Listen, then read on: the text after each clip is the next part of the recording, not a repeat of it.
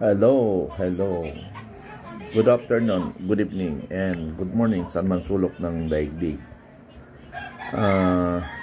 Pakinggan natin ang report o ang nangyari sa Santa Maria, Bulacan na kung saan ay na sinasabi 5 minutes ang police response. Umabot mahigit 30 minutes, ano?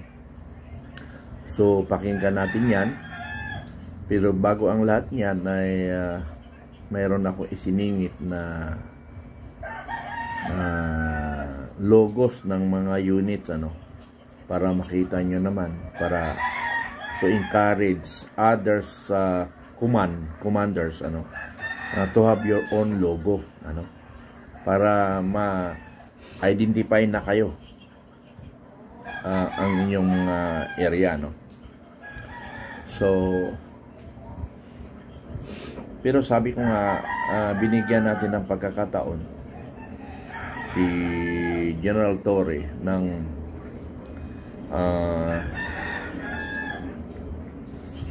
3 months to give an opinion para i-evaluate natin kung talagang maging effective or effective yung sinasabi niyang 5 minutes response to the community, ano. Wag muna nating i-discredit. So, tingnan natin. Kaya lang, mayroon na isa nangyari sa Santa Maria, Bulacan based sa mga nakuha nating report. Almost more than 30 minutes. Then, pero mayroon na siyang in-appreciate ko yung nangyari sa Taytay. Within 5 minutes or more than 5 minutes, dumating yung response ng police. Dahil malapit lang yung sa Santa Maria, Bulacan, hindi natin malaman kung gaano ka layo yung response, ano. Pero probinsya yun, medyo siguro mabilis lang response, pero Santa Maria medyo traffic rin, ano. Okay, yun lang muna. Pakinggan nyo yung nangyari sa Santa Maria, Bulacan at saka yung unit logo. Thank you. Hello. Pag-usapan natin ang nangyari sa ating mundo. At pag-usapan rin natin dito sa loob ng ating bansa kung ano ang gagawin natin. Filipino Guerrilla Forces ang tanging isa sa solusyon na para hindi tayo mataranta. Kung bago ka sa channel na ito, please subscribe and like and share, para makatulong tayo sa ating kasamahang Filipino Guerrilla Forces. Ang tanging solusyon na magkaroon tayo ng communication kung sakaling magkaroon ng ma-involve tayo sa gera. Pero bago ang lahat niyan ay pakinggan natin ang opinion ng aking dating boss, at mayroong open letter na dumating sa kanya. Okay, pakinggan natin. Magandang araw mga kaibigan. Bigyan natin ngayon ng reaction opinion itong post ni KP Chu, open letter kay Pangulong Marcos Jr. Tungkol ito sa posibilidad na pag lumala ang giyera sa Iran, Israel, US,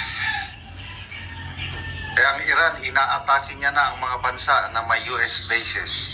Baka dumating ang panahon, dahil may US bases tayo dito, yung EDCA sites, baka atakihin din, paulanan din tayo ng Iran ng mga missiles nila. Anong mangyari sa atin? Nakahanda ba ang gobyernong ito para saluin ang mga missiles, kagaya ng Qatar? Okay? So, sa Qatar, pinaulanan ng Iran ng missiles, kaya lang, nakahanda ang Qatar. Maganda yung technology nila. Mayroong Patriot, may kung ano yung mga air defense system nila. Halos walang nakalusot na missiles. So, ligtas sila. Paano tayo? May missiles ng US sa Pilipinas, yung Typhoon. Nandito ang EDCA sites. Kung lumala ang gera, anong mangyayari sa atin? So, ito yung sulat ni Kipicho. Dear President Marcos, inaatake na ng Iran ang mga bansa na may US bases. They have started with Qatar in the Middle East. Aside from Japan and Korea and US territory Guam, rich countries who are at least able to defend themselves if it comes to that. Only the Philippines has permanent major U.S. bases in East and Southeast Asia. Ilan? 9 EDCA sites. 9 U.S. bases meron tayo. Ang tanong, meron ba tayong kakayahan to defend ourselves? Yun, ang tanong. Iran has just attacked the U.S. base in Qatar with missiles, and there are stories circulating that Iran might attack all U.S. bases to retaliate against U.S. military action. I think kung pwede lang naman, it's time our country openly declares we are neutral and mag-initiate na tayo to dismantle or close or remove the U.S. bases. Please ask the Department of Foreign Affairs, but as far as historical precedents nagawa ni PRRD to unilaterally terminate via notice the BFA in 2020.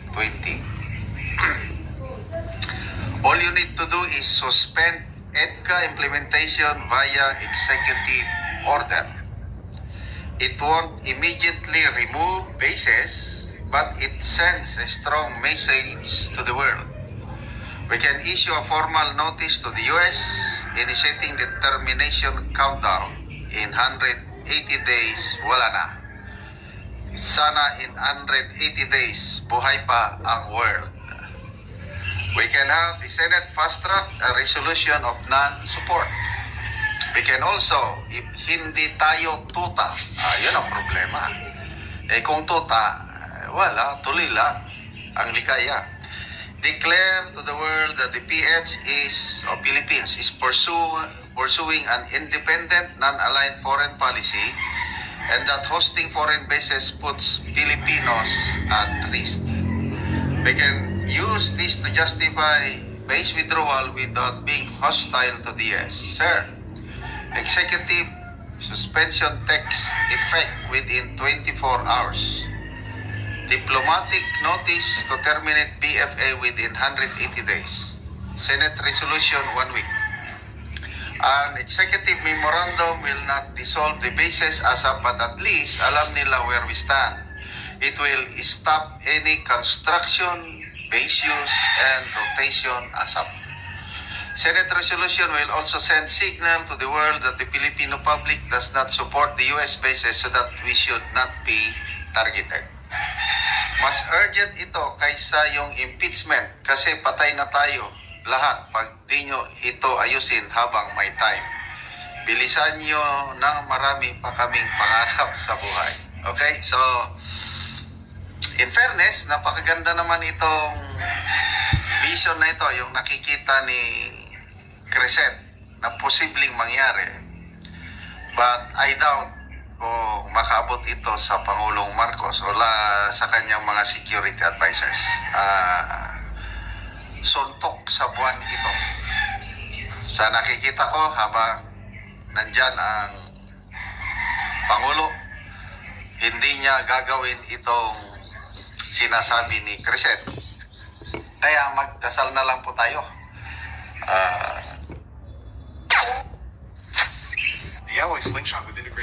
Okay. So, ano masabi niyo?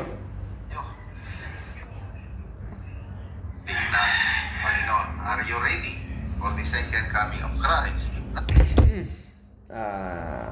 Mga kaibigan, ang bansang Pilipinas ay mayroong mga 8 site. Okay lang sana kung missiles lang ipadala sa atin, pero marami ring mabibiktimang Pilipino. Wag lang yung nuclear bomb kasi wala na tayong pagtataguan. Kung hindi sa ilalim na lang ng tubig tayo tatago, paano tayo mabubuhay kung nasa ilalim ng tubig? Oxygen. So sa loob ng kuweba, sara ang kuweba, ang problema oxygen rin, kulang rin tayo. So manalangin na lang tayo paano tayo mailigtas. Pero itong ating administration o si Pangulong Marcos, hindi ko malaman kung anong iniisip ng taong ito no? Iniisip ba tayo? O iniisip niyang politika? Or galit lang tayo kaya hindi natin nakikita? Alin ba ang totoo dito? Please comment, yung comment, yung neutral na isip Hindi, katulad ko kasi, wala na akong makita kasi na matino na pag-iisip ng Pangulong Marcos. I'm sorry. Dahil kapanalig kita noon, magkapanalig tayo noon. Nakikipagpatayan kami para lang manalo ka. Pero anong ginawa mo? Pinagluluko mo kami. Although sabihin natin na hindi ikaw. Ay niya si Secretary Lagdamio, kausap ko. Isang pa'y nagkatiwalaan mo na isa rin ng gulo sa Mindanao.